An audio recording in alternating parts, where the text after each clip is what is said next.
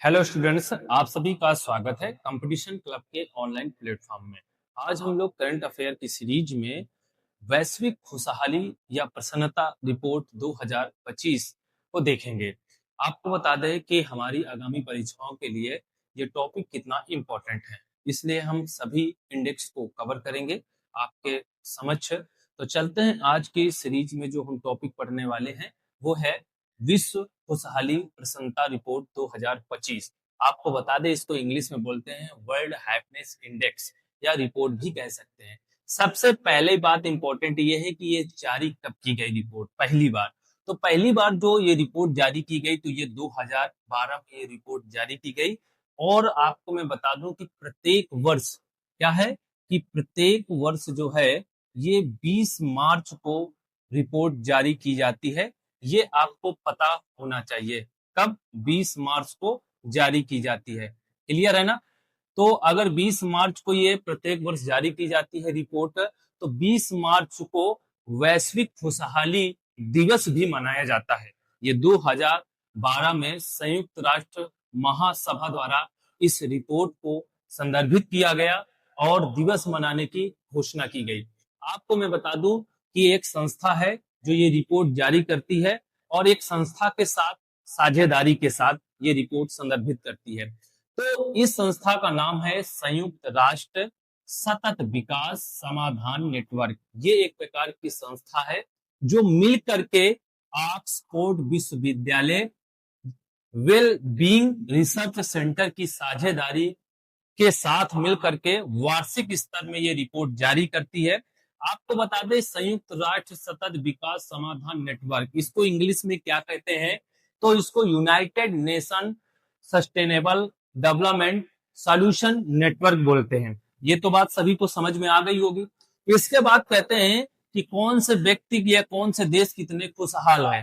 तो एक व्यक्ति को खुशहाल होने के लिए और पूरे देश के साथ ये रिपोर्ट जारी की जाती, किसी एक व्यक्ति के साथ साझेदारी में ये रिपोर्ट जारी नहीं की जाती। पूरे देश की खुशहाली के बारे में पता करते हैं कि हर व्यक्ति तक ये सब चीजें पहुंच रही हैं या नहीं पहुंच रही हैं। तो आपको बता दें कि इसके इंडिकेटर्स हैं, संकेतक हैं। वो संकेतक कौन है कि सामाजिक समर्थन कितना है। तो उस देश को सामाजिक समर्थन, जिसको इंग्लिश में बोलते हैं सोशल सपोर्ट। दूसरी बात, प्रति व्यक्ति सकल घरेलू उत्पाद मतलब जीडीपी पर कैपिटा क्या है, ठीक है, ये भी आधार लेते हैं। तीसरा आधार हमारा है स्वस्थ जीवन प्रत्याशा, जिसको बोलते हैं हेल्थी लाइफ एक्सपेक्टेंसी।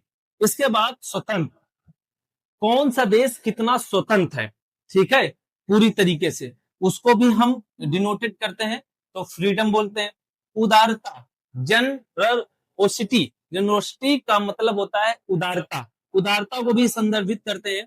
इसके बाद पर्सिपिटेशन ऑफ करप्शन, भ्रष्टाचार की धारणा, इसको भी साथ में लेते हैं इस रिपोर्ट को जारी करने के लिए।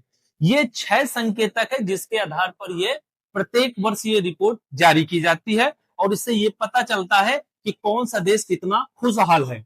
आपको मैं बता दूं कि 2025 की जो रिपोर्ट आई है इसमें 147 देशों की एक लिस्ट बनाई गई है, सूची बनाई गई है, जिसमें भारत की जो रैंकिंग है वो 118वें स्थान पर है।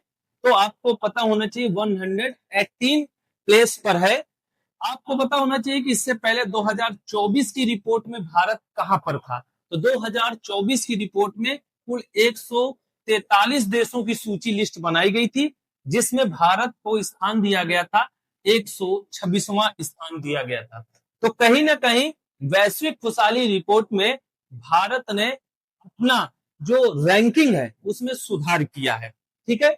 आपको मैं बता दूं कि अगर शीर्ष देशों की सूची में देखा जाए तो फिनलैंड ये 8वें वर्ष, आपको पता होना चाहिए, 8वें वर्ष प्रथम स्थान पर बना हुआ है।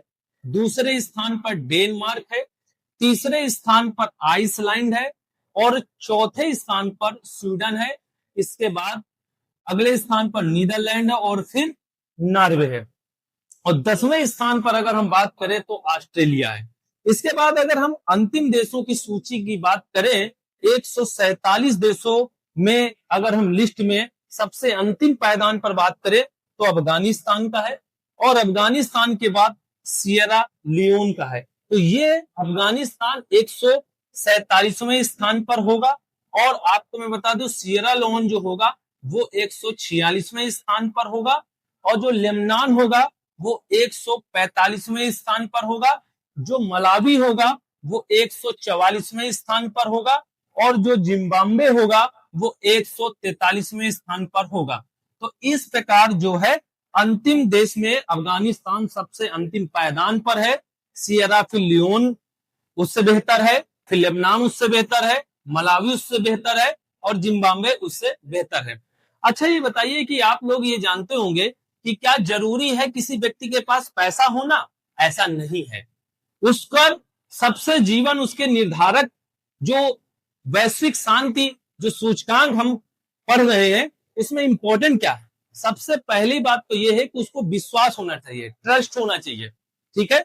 इसके बाद सामुदायिक दयालुता होनी चाहिए, दूसरा पॉइंट। तीसरा पॉइंट यह है कि वो साझेदारी के साथ भोजन प्राप्त कर पा रहा हो, एक तो ये आपको पता होना चाहिए। तो ये कुछ ऐसे पॉइंट्स हैं जिसको मानव को मिलते हैं जब ना, तो वो खुश होता है। जरूरी नहीं है कि पैसा ही सबसे इंपॉर्टेंट हो, ये भी चीजें इंपॉर्टेंट है, पैसे से पहले ये चीजें इंपॉर्टेंट है। तब ही एक देश की खुशहाली के बारे में पता चलता है कि कौन सा देश कितना खुशहाल है। तो आज जो हम पढ़ रहे थे वैश्विक खुशहाली या प्रसन्नता रिपोर्ट 2025, उसको आपने कवर किया होगा, और हमने सारे पॉइंट्स बेहतर तरीके से कवर करने की कोशिश की है, ठीक है, आपको समझाया हमने, और हमारा ये मानना है कि आप लोग पूरी तरीके से आज का जो टॉपिक था वो समझ में आ चुका होगा। मिलते हैं अगले नेक्स्ट वीडियो में, आज के लिए बस इतना ही। थैंक यू सो मच, धन्यवाद, जय हिंद, जय भारत।